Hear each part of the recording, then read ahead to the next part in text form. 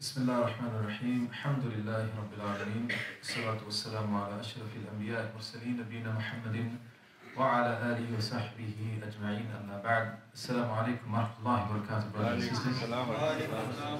Welcome to this short talk on the topic of jinn, black magic, and also Ruqyah, which is how to protect oneself if you feel that you've been affected by such a thing.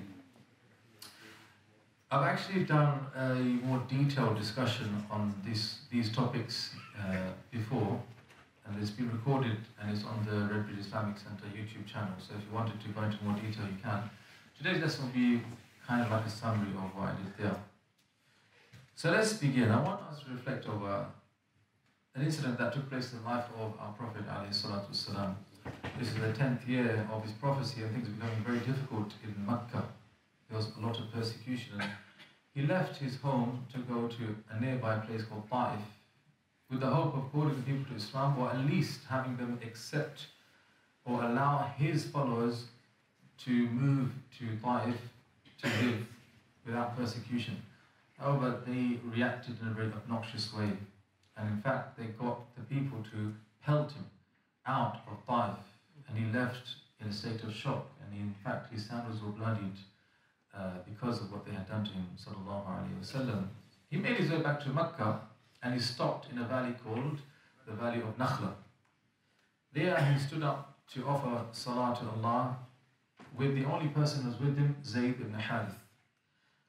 And he thought that it was just himself and Zayd, but in fact Allah told him that it wasn't just you two. There was the presence of jinn as well.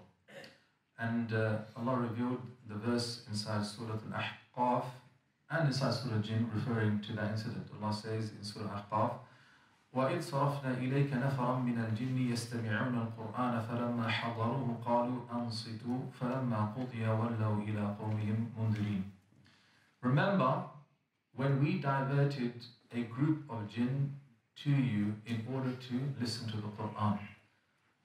They came and they said to one another, Ansitu, be quiet. I.e., be quiet and listen to what this man is reciting. فَلَمَّا قُضِيَ, when they had completed their listening of the Qur'an, Allah says they went back to their people, mundirin, as warners, meaning people had become affected by what they heard to the point that they wanted to share with other people, other jinn.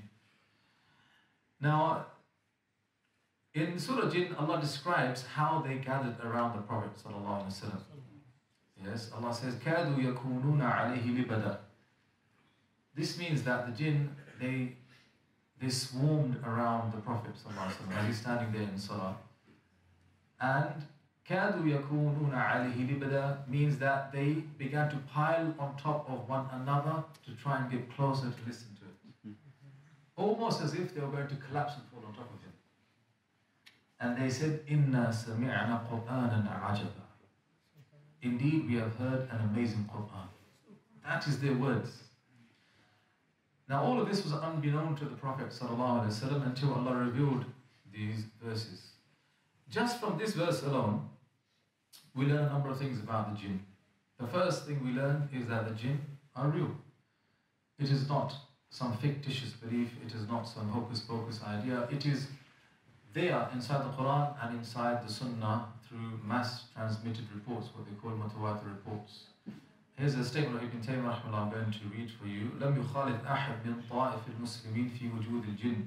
He says, Shaykh al-Islam, that none of the Muslim groups or sects ever differed when it came to the belief in the presence of jinn.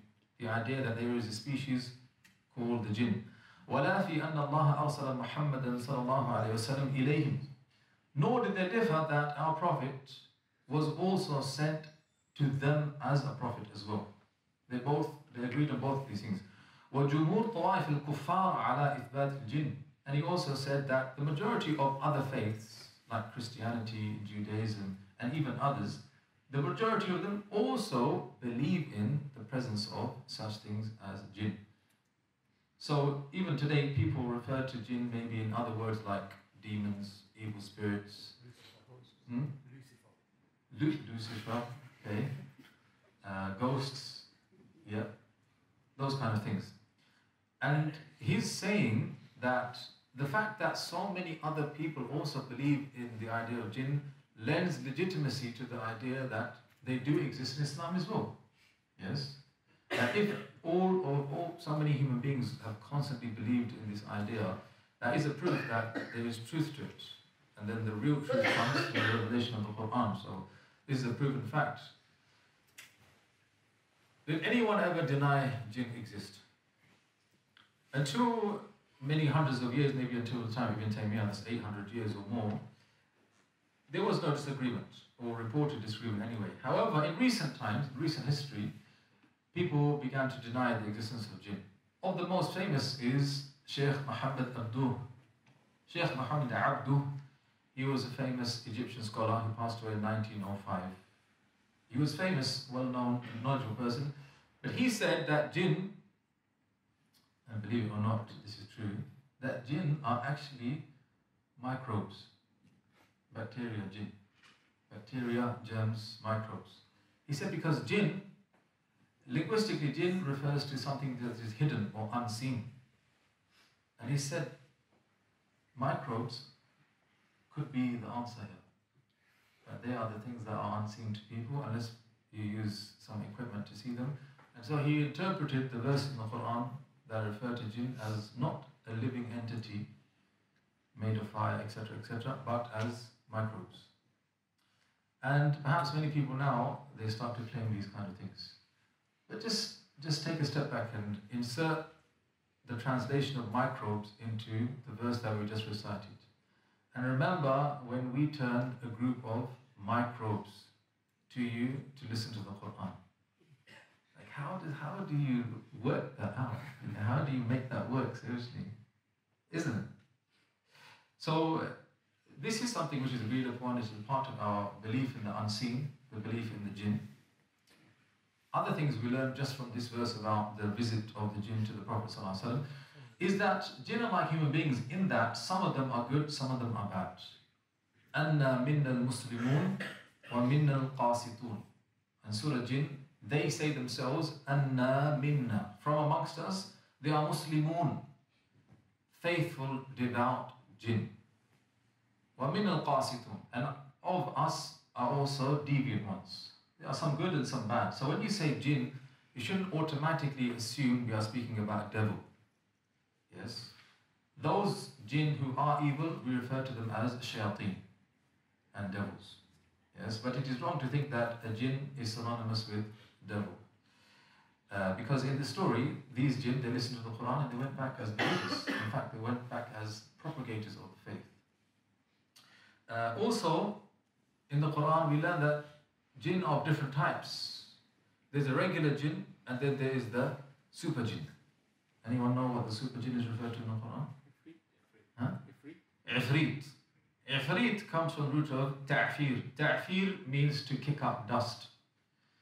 The Arabs would call the fastest horse Ifrit because it would leave the other horses in its dust. Yeah. So Ifrit is referring to a super jinn, and one of the things that make him super is he has super strength and super speed. So the story of Sulaiman alayhi salam, he's sitting there holding a council of war. Amongst his closest generals is a jinn who Allah refers to as Ifrit. Imagine. This is like, what are those movies, the Marvel superheroes sitting around a table? Avengers. So he has around his table a super jinn called Ifrit. وَقَالَ عِفْرِيت أَنَا آتِيكَ بِهِ قَبْلَ أَنْ يَقُومَ مِنْ مَقَامِكَ. Yes, أَنْ تَقُومَ مِنْ مَقَامِكَ. So Ifrit, Sulaiman lays down a challenge, which is, who can fetch me the throne of the Queen of Sheba? Like, who can bring it to me? So Allah says that Ifrit spoke up. He says, I can bring it to you before you finish this council of war. Minutes. Yes? Now you're thinking, wow. If you just logically think that through, where were they? Some said they were in Palestine. Where is Queen of Sheba? In Yemen. Yeah? So, who's going to do the maths on that one? I'm feeling quite hot in here. Is it quite hot in here? Or is it just me? It's a bit hot. It's the gym. He said it's the gym. Everyone have the heaters off, please. someone has control. It's off. Okay. So, what that verse teaches us is that those jinn, they can move perhaps faster than the speed of light. If you're going to see that through to its logical consequences, then it means that these creatures, they can travel faster than the speed of light. Now, some scientists thinking there's no such thing as flying faster than the speed of light. This is another dimension now, yes, that we are talking about. Also, what we learn from that story is that the jinn, they have their own ethnicities, nations. Because Allah says that they went back to their people as mundirin, which means that just like humans are in nations and tribes, so too are jinn in nations and tribes. In other parts of the Quran, we learn what jinn are made of. Allah says in the Quran, وَخَلَقَ الْجَانَّ مِن مَارِجٍ مِّن نَارٍ. We created jinn from the marriage of fire. Ibn Abbas said, marriage of fire means the tip of the flame, where all of the different colors of the flame come together to give you the purest or the clearest part, the whitest part of the flame. Think about a Bunsen burner when you're doing science in the labs.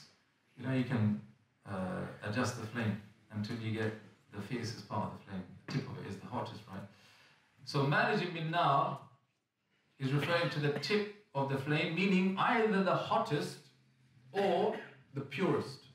And in that, the scholars say this is a sharaf to the jinn, that Allah created them from the purest part of fire. In another verse, Allah says, وَالْجَانْ خَلَقَنَاهُ مِنْ قَبْلُ مِنْ نَارِ السَّمُومِ. We made them from a fire of samum. Ibn Abbas said this is referring to the fire from which lightning is born. Yes, the fire from which lightning is born. Now here's a misconception. People think that jinn, they will look like a Bunsen burner on fire, basically, or some kind of fiery creature.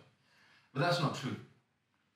Just like human beings are made from clay, and they do not look like pottery, so too are jinn made of fire, but they do not look like fire. Yes, what they do look like, Allah knows, we don't know. But we know for sure that they don't look like a flame, and we also know that they can take the form of other things. They can take the form of human beings. They can take the form of certain animals as well. There's a story of Abu Hurairah in Sahih al-Bukhari that he was entrusted with some zakat goods by the Prophet ﷺ to look after. And one night a man came, like a weasel basically. He came to try and steal some of the goods. And Abu Hurairah, he caught him. And when he caught him, he began to beg for mercy and said that he would not return. But the second night he came back and tried to steal again. He caught him again. He said, listen, I'm going to take you to the Prophet ﷺ. And he pleaded and he let him go. The third time, the same thing happened. This time he said, let me go, I will teach you something. He said, I will teach you, say Ayatul Kursi before you go to bed, and you will have the protection of Allah, and no one will be able to harm you until the morning. So because of that, he let him go. The next day, Abu Hurairah, he goes to the Prophet ﷺ. He says, Ya Rasulullah, this is what happened. In one narration, he doesn't even begin to tell him the story, and the person begins to comment on the story, as if he already knows. He says to him, do you know who visited you? He says, no, I don't know. He said, that was a Shaytan, meaning a jinn. A jinn that took the form of a human being. So jinns, we can call them, they're like shapeshifters. They can take the form of different things. Also, what we learn from the story of the visiting of the jinn to the Prophet ﷺ is that jinn, generally speaking, they cannot be seen. Yes. إِنَّهُ يَرَاكُمْ هُوَ وَقَبِيلُهُ مِنْ حَيْثُ لَا تَرَوْنَهُ. Allah says in Surah Al-A'raf, he, meaning Shaytan, and his people can see you from a place that you can't see them. Generally speaking, jinn cannot be seen. Unless, of course, they take the form of a creature from this world. Now, when you hear all of these things about jinn, you get a bit scared, don't you? Isn't it? You think, oh my God, this is another parallel world that we are living in, and they can see us, they can tease us, they are faster than us, they are stronger than us. People start getting paranoid. This is the point I wanted to make, brothers and sisters. A believer should never be paranoid when it comes to jinn. And you know what? Unfortunately, a lot of people are paranoid when it comes to jinn. Just when they hear about jinn, they start to quiver. They start to behave irrationally, erratically. Is that right or wrong? It is, isn't it? And it's not just the aunties either. Yeah? People, generally speaking, they become paranoid when it comes to jinn, but this is incorrect. In fact, did you know that once upon a time that the jinn were as scared of us as we are of them? In fact, they were even more scared of us. Did you know that? So there's a verse inside Surah Jinn. Allah says, وَأَنَّهُ كَانَ رِجَالٌ مِنَ الْإِنسِ يَعُوذُونَ بِرِجَالٍ مِنَ الْجِنِّ فَزَادُهُمْ رَهَقًا. That there were men who used to seek refuge in jinn, and that only increased them in rahaqa. Rahaqa means a number of things. One of them is it only made the jinn become more arrogant and more emboldened to mess with human beings. So Ikrimah, the famous tabi'i, scholar of tafsir, he said that once upon a time, jinn used to be more scared than men were of them. Yes, they used to be more scared of men. It's like the spider thing, isn't it? Spiders are more scared of you, but you pretend you act like you're more scared of spiders. So they were more scared of men than men were of jinn. However, what happened, he says, is that when the men started to, what they started to do was a practice where if they went into a valley, especially at night time, the leader of the men would call out to the jinn and say, grant us refuge in this valley of yours. Then Ikrimah said that the jinn said to themselves, these guys are more scared of us than we are of them. This is what he said. And then they began to tease them, come close to them, tease them and make them mad. Yes, thinking, man, we've majorly failed on that point, isn't it? So, one of the lessons we learn from that ayah of the Quran is that a human being should not feel a sense of paranoia when it comes to jinn. He should not. In fact, who is the worst of all jinn, shaitans? It is Iblis, right? He's the most powerful of them all, right? Agreed or not? He's the most powerful of them all. Iblis, the Quran tells us that when he was thrown out of Jannah for disobeying Allah and cursed, he swore an oath. لَأَقْعُدَنَّ لَهُمْ صِرَاطَكَ الْمُسْتَقِيمِ. He said, I swear by God, ironically, I am going to lay an ambush for them on your straight path. Meaning human beings, I'm going to mess with them, all of them. And he says, I'm going to misguide all of them, except. He said, except. Now, who are the exception to the rule? Who are those people that are so strong and formidable that even Iblis al-Rajim cannot mess with them? He said, إِلَّا عِبَادَكَ الْمُخْلَصِينَ. Except your sincere slaves. People that have ikhlas. Think about that for a moment. Shaytan, Iblis is saying, look, I can mess with a lot of people, but the people I cannot mess with are those people who are sincere with Allah. People who love Allah more than anything else in the world. People who hope in Allah in a way they don't hope in anything else. People who fear Allah more than anything else. Those people, Shaytan sees them and says, I can't mess with these people. May Allah make us from those people. But one of the things we realize from that admission of Iblis is that we shouldn't be so scared of Iblis. We shouldn't be so scared of the jinn, because if Iblis is powerless against people who have sincerity, then it means he's not that tough after all. Yes? May Allah give us understanding. Okay, now, moving on. Now we know a bit about jinn, what they created from, some of the characteristics, etc., etc. Now the topic of black magic comes up. Now, black magic in English, in Arabic, what do they call it? Sihr. Sihr. Now, you know in Ramadan, when you wake up to eat, what time is that called? Sahri in Urdu. In Arabic? Is it suhoor or is it sahur? Suhoor. according to Islam channel. Just threw that one in there as well. Protect his back, you know. Put it on Islam channel, don't put it on me. In Arabic, it's not suhoor, it is sahur. Sahur. That's a FYI there. Sahur. Sahur from the same root of sihr. What's the connection? They said sihr, yes, essentially it is something that is hidden, something which is on the dark side. In the same way, the time you wake up in the morning to have your food for fasting is the dark time of the night. Yes, there's a linguistic connection there. So the scholars, they have different definitions for sihr. Essentially, sihr is deception or illusion. Deception or illusion. And Imam al-Tabari, he said it can be of two types. It can be what we would call an optical illusion or sleight of hand, trickery. That is one type of sihr. The proof of that is in the Quran. He says that when Musa a.s.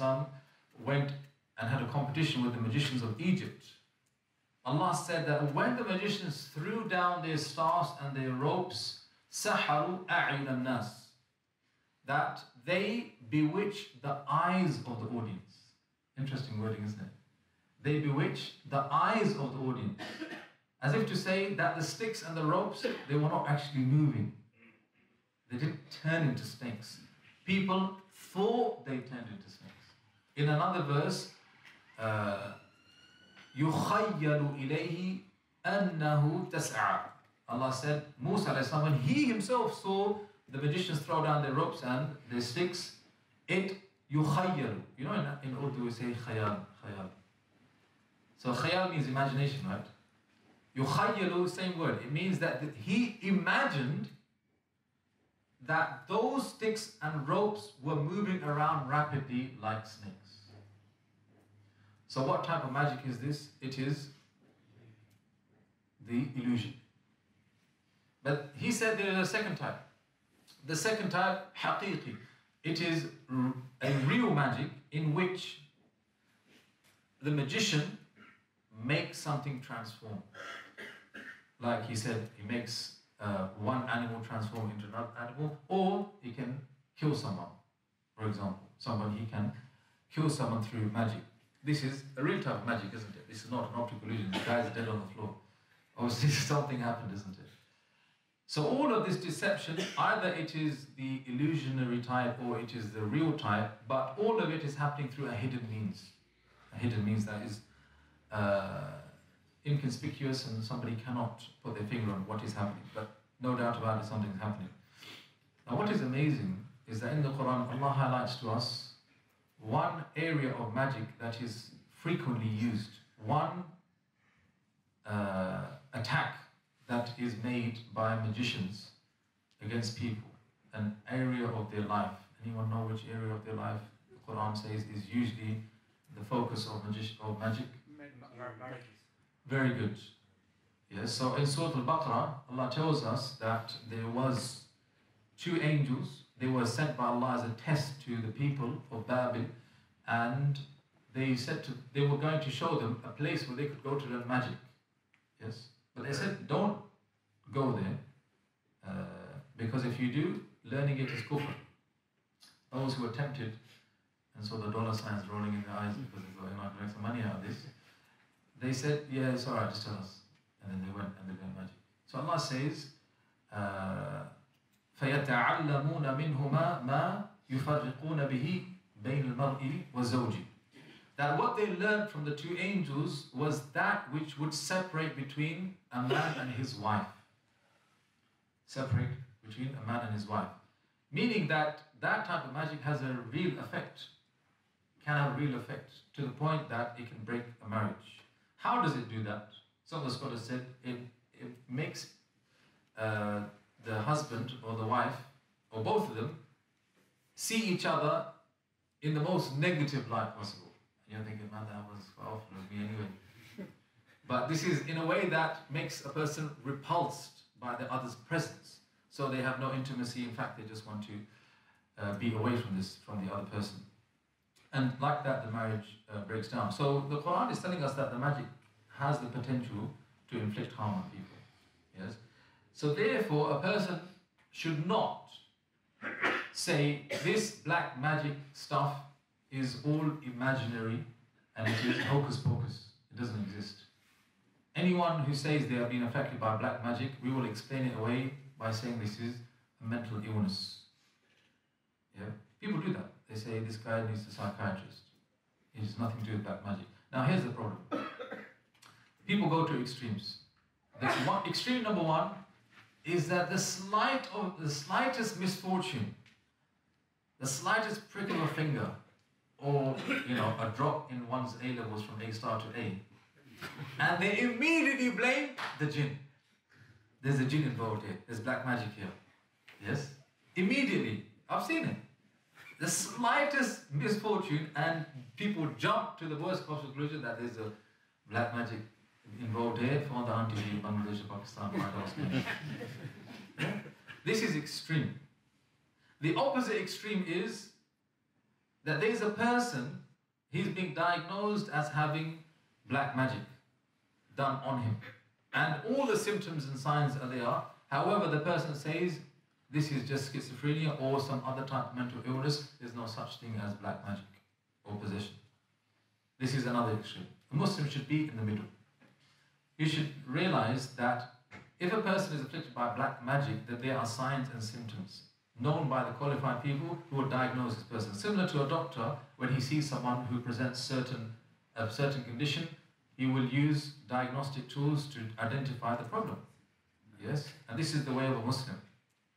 Now, FYI, from speaking to people that perform Ruqyah on people that say they are affected by black magic, it seems as though the majority of people who think they have some kind of sihr done to them actually have some kind of mental illness.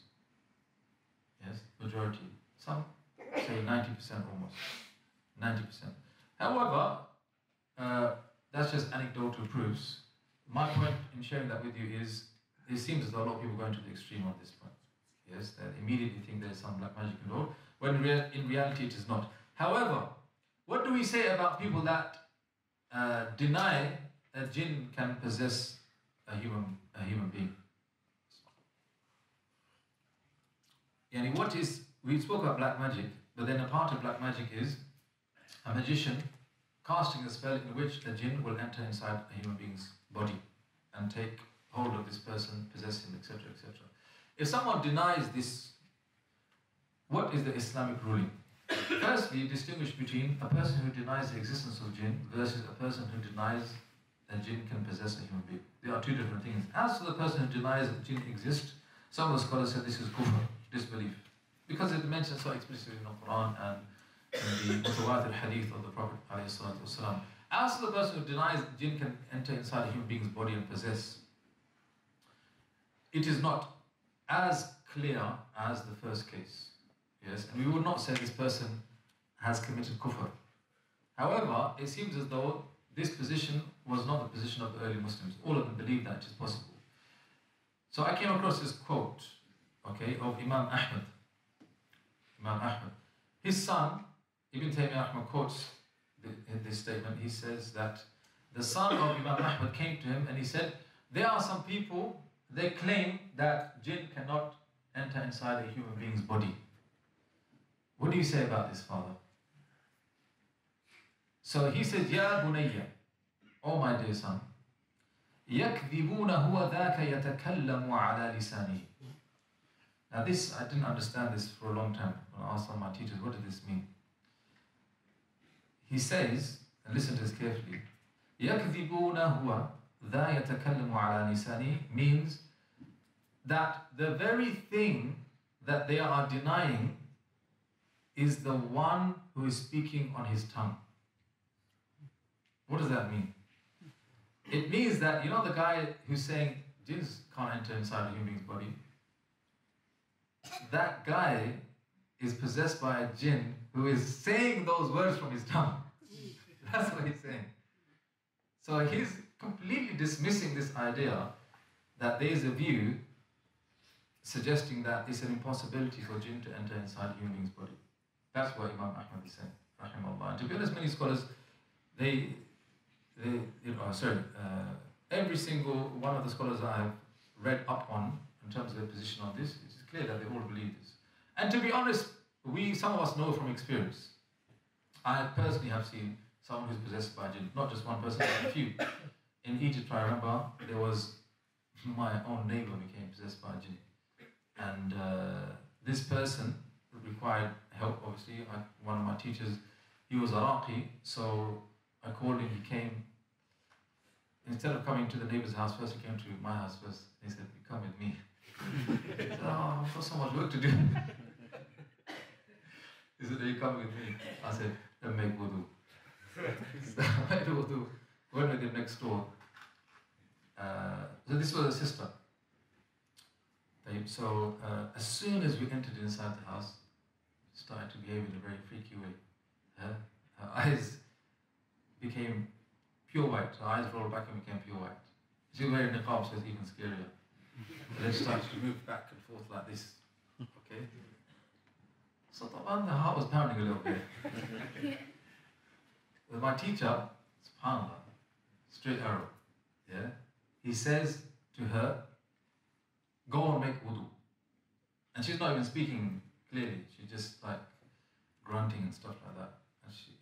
And I thought, what's he saying? You can't understand. And she understood, so she went and made wudu. Then she came back, and even though her eyes were still white, she was a lot more calmer. So she sat down. And then he gave her, or the jinn rather, a piece of advice. He said that, listen, inside of you, I want you to understand, inside of you, he's saying in Arabic how to translate it, so I'm standing right there. And he's saying, inside of you, imagine there is an insect. Okay? Now this insect is going to try and take over your body, bit by bit. You cannot let it do that. When you feel it trying to take over, you have to resist and push it back. Just like you are trying to kill an insect. And you know what, subhanAllah, I thought about what he said for a long time. He had a lot of experience, he had many years of doing Ruqyah. That our understanding of jinn possession is a very superficial one. I have recently visited a Ruqyah center, which is actually called a Ruqyah center, in Whitechapel. The brothers there, I know them, and I went to see their operation and the way they treat people, etc., etc. So, what it is, brothers and sisters, the scholars of Islam, when they deal with people that are possessed, they treat the jinn inside the person's body like they are speaking to a mischievous person. When you see someone doing something bad, what are you supposed to do? Advise them, right? That's what you're supposed to do. And that's exactly what they do. When the jinn surfaces or appears in whatever form that he does on the person, they speak to the jinn and educate them about what they are doing, advise them against what they're doing, and sometimes they even issue threats.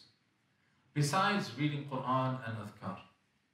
Now, from what I have seen from experience, the people that treat based on advice and Quran, they have more effectiveness than the people that just recite Quran. Now, why is that? Reason is because there is a living entity inside this person who is completely ignorant as to the reality of what they are doing. They have no idea that this is actually wrong. Some of them do not even have faith in Allah. So I've seen them, they sit, they will tell them that, they're told about Allah, about Tawheed, about the power of Allah, about the wrong of possessing a human being. And some of them, by the end of hearing what they've heard, they repent and they leave. And that person is then cured.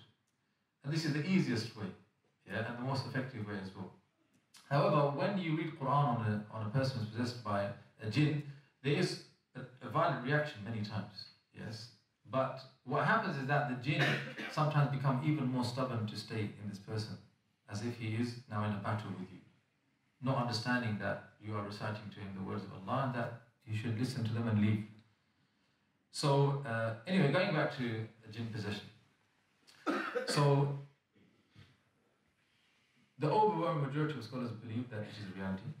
Secondly, the types of jinn possessions are many. However, I want to speak about how does this jinn possession actually happen. So, there's a relationship between a magician and a jinn. Now, this relationship goes back many years. In fact, it goes back to Adam and Iblis. When Iblis was told to bow down to Adam, he refused, right? There was a sense of jealousy. Why was he jealous of Adam? He was jealous of Adam because Allah honored Adam and human beings and made everybody else bow down to him. So Iblis has always had an inferiority complex when it comes to human beings, especially our father Adam alayhi salam. And Allah says, وَعَلَّمَ آدَمَ أَسْمَاءَ كُلَّهَا. We taught Adam the names of all things, meaning we endowed human beings with knowledge, making them superior to jinn. That's another reason why jinn, some of them have it in for human beings. Now what happens is that a magician, he is basically in it to make money and for power. Okay? He will call out to a jinn. Now from amongst the jinn there are some evil ones. And in order to receive a jinn's help and assistance, the jinn will ask him to prove his loyalty by doing some sacrilegious things. Like, for example, وَالْعِيَاذُ بِاللَّهِ, writing the Quran back to front, or writing the Quran with menstrual blood, or urinating on Quran, or these kind of horrendous things. Sometimes defiling himself. There's a YouTube video in Saudi Arabia where they uncovered a house of a magician, and there's a room inside his house that is full of feces. And they asked him, what is this room about? It's rubbish and feces. He says, the jinn tell me to sleep in this room. If I sleep in this room, they will help me do my magic. So the relationship between a magician and a jinn is a very dark and disgusting one. At the heart of it, there is shirk.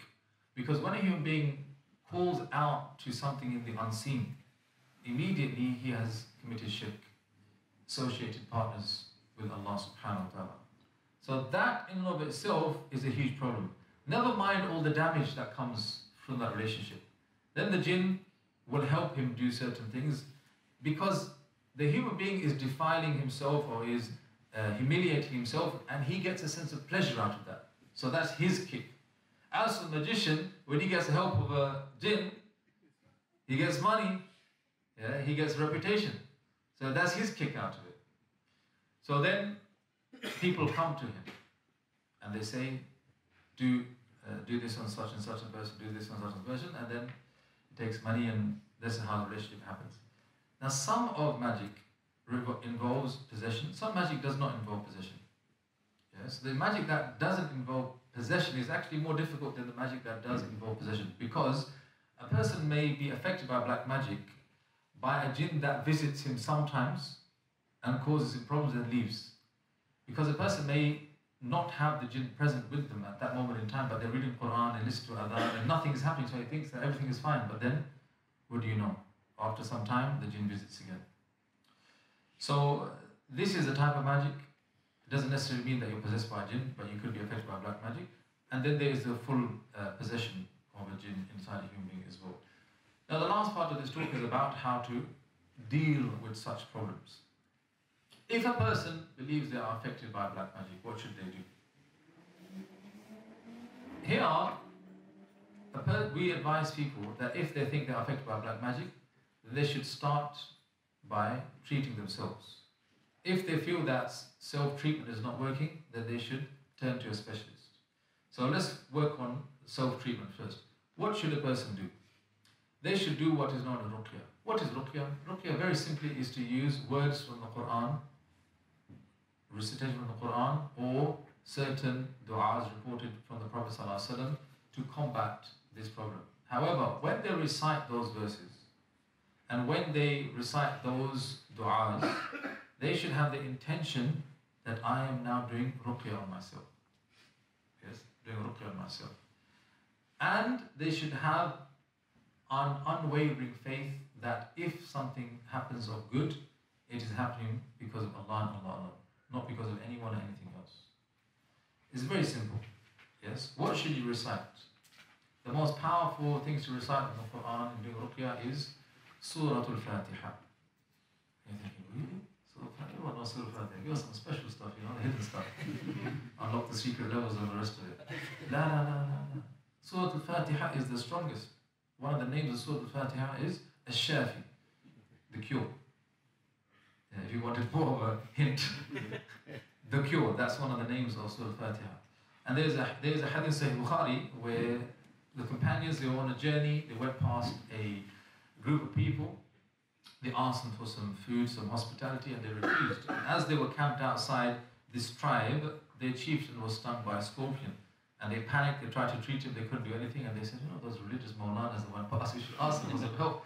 So they went out there, they said to them, you know, can you help us? You know what they said? They said, if we do, what will you give us? They said, we will give you anything, he's our chief. They said, okay. So they went and they recited Surah Al-Fatiha only on this man who was bitten by a poisonous scorpion, and he was cured. Then the story continues that they gave them 100 sheep. Yes, a good money, isn't it? 100 sheep. Then they came back to Medina and they said to the Prophet ﷺ, do you know what happened? They told him the story. They said, who taught you that? Who taught you to recite Surah Al-Fatiha? They said, you did, Ya Rasulullah. He said, okay, then I said, have a share of the 100 sheep as well. Sallallahu alayhi wa sallam. Hadith Sahih Bukhari. So, Surah Al-Fatiha, number 1. Number 2, Ayat Al-Kursi. Number 3, Qul A'udhu bi Rabbil Falaq and Qul A'udhu bi Rabbil Nas. Thereafter, the surahs that speak about magic. Surah Taha, Surah Al-A'raf, and Surah Al-Baqarah. Yes? Some people, they listen to recordings of these surahs. However, I advise against that because the power of the Quran's recitation comes from an actual recitation, not a recording. The CD doesn't capture the barakah of the Quran. It doesn't, turn into some electronic barakah and then expose itself again. It is a live recitation. It needs to be live, and it should be done by oneself, or at least those people close to you. If a person thinks that this is not working, or that his black magic or her black magic is of a substantial or dangerous level, what should they do? They should seek help from the qualified people. However, more problems arise here. Because some people treat magic with magic. They treat black magic with white magic. So they say. There's no such thing as white magic. Sihr is sihr, black or white. So some people say, yeah, but these people, they actually do, it does work. Their sihr, if you call it sihr, actually does work. Ibn Taymiyyah commented on this. He said that if someone claims that they can remove a jinn using a good jinn, then it is still haram. Because in order to invoke the good jinn, a person still needs to call out to the unseen, which is something shirk or at least haram. Okay? And then he said that in that process, there is more harm than good. What does he mean by that? Some of the people who are experiencing this, they said that usually what happens is there's agreement between the jinns that we will operate with these people and we will pretend to be kicking each other out so that we can continue this cycle. Yes, I will pretend to be kicked out by you, later on you will take over, and then I will come, and then in this way we will play with these people. So there are many people, they have these kind of ta'weed, yes, they are wearing around their neck, thinking that they are predicting, or in their rearview mirror, etc., etc., right? And they think that this is pure Quran or some Ruqyah. And then they open it up, and what do they see? Signs and symbols, words written backwards, yes? What are all these things? Ibn Taymiyyah said that usually they are spells to invoke jinns. So you are paying this man to protect you from jinn, and he's giving you a spell to call out to other jinns. So be careful who you go to get treatment. What should you look out for? First of all, if someone charges you money, that is not a sign that this is a charlatan. Obviously, if it's exorbitant amounts, like he's saying, just to listen to is £1,000. Okay, that's pushing it, isn't it? £1,000. What to look out for? If the person treats you by saying words that are either like mumbo jumbo type of words that are of no particular language, they are just sounds and noises and chants, that's a sign that this person is doing something dangerous. Exit the building. Yeah.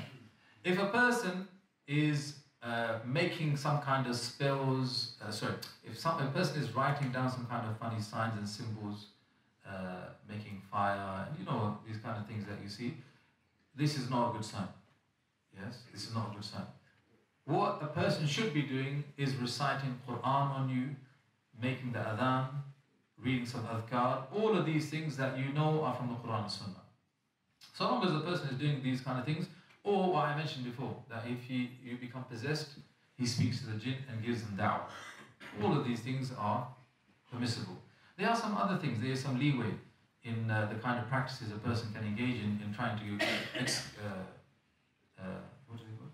in doing exorcism, yes, like using certain plants and log tree leaves and all the rest of it. All of these things, so long as they broadly fit within the Quran and Sunnah, yes, and they are proven by experience, and all of those things are permissible.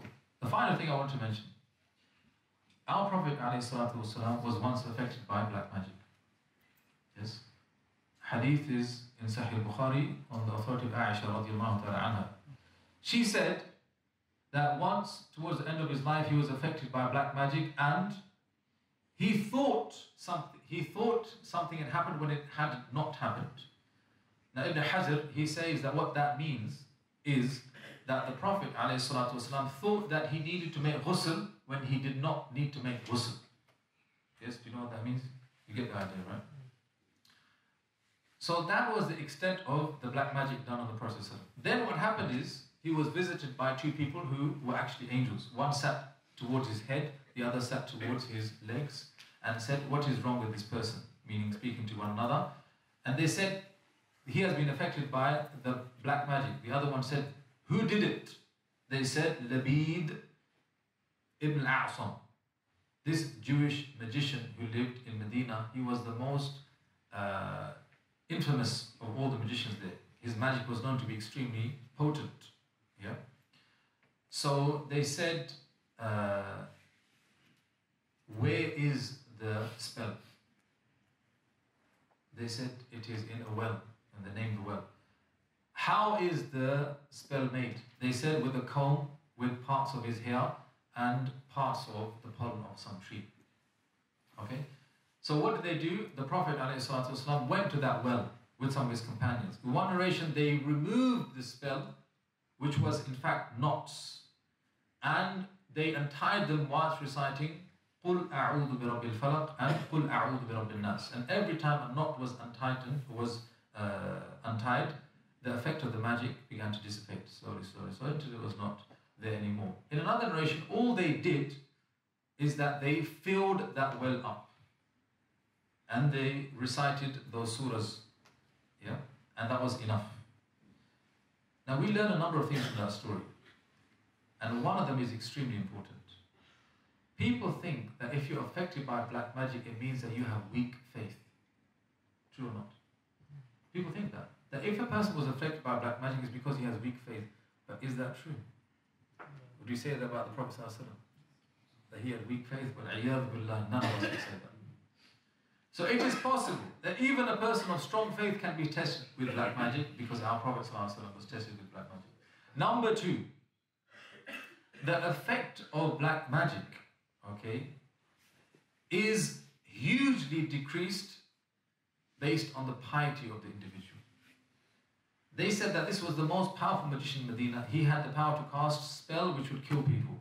But when it came to the Prophet, the extent that affected him was, he thought he had to make ghusl when he didn't have to make ghusl. Why is that? Because of his iman. So having a strong connection with Allah, being on point with your prayers, reading Quran, making dhikr in the morning and the evening, all contributes to protection against black magic and reducing its effect as well. A third lesson we learn from the story of the Prophet ﷺ is what to do in case of magic happening to you. What did he do? He recited the last two surahs of the Quran, and that was enough. People think that to treat black magic they need to go to some mysterious person in a mysterious location to find a mysterious spell which they will then drink, and then after some time something will happen above their head and khalas, will be removed. or they will puke and they don't come out. All these kind of things. That is not true. That is not true. It is a lot more simple than that. Yes? Trust in Allah, recite from the Quran, and many times that is more than enough. Ask Allah subhanahu wa ta'ala to protect every single one of us from sihr and from its evil and from its harm. May Allah protect all of us. May Allah give us strong iman. May Allah make us regular in our prayers and our adhkar and all the things that will protect us from these evils. Allahumma ameen. هذا وصلى الله وسلم على نبينا محمد وعلى آله وصحبه أجمعين. جزاكم الله خير.